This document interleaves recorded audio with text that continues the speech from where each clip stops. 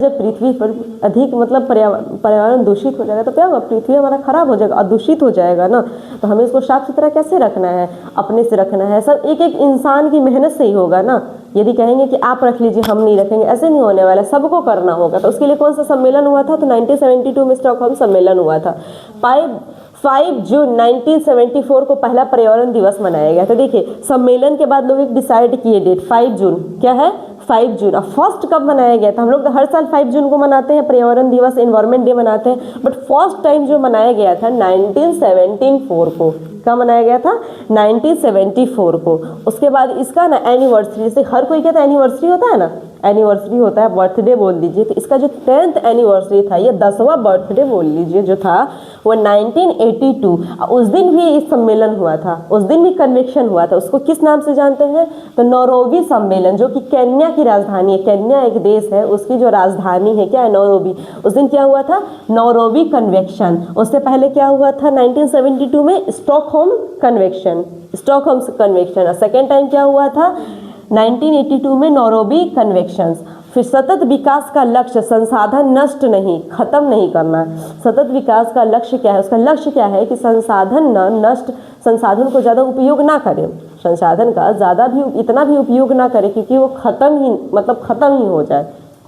अब पेट्रोल है उसका इतना ना आजकल लोग दोहन कर रहे हैं, मतलब बच्चे बाइक ले रहे हैं, सदुपयोग करें ना, ज़रूरत भर उसका उपयोग करें। फिर 1992 में क्या सम्मेलन होता है, रियो डी जेनेरियो, जो कि ब्राज़ील का शहर है। क्या है, 1992 में जो सम्मेलन हुआ था रियो डी जेनेरियो में हुआ था, ब्राज़ील का शहर है।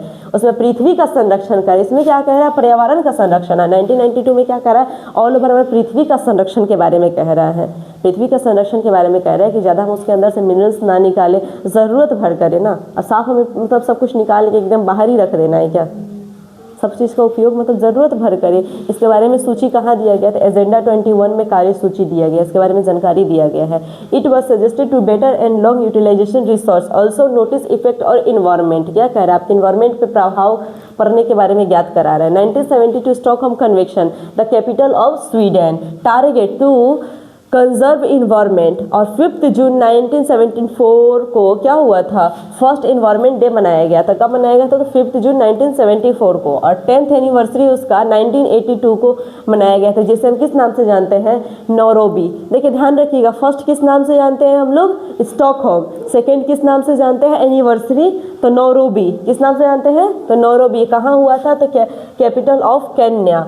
और उसके बाद sustainable development, research utilize of destroy 1992 में summit Rio de Janeiro, city of Brazil, conserve of earth, agenda 21 list of work.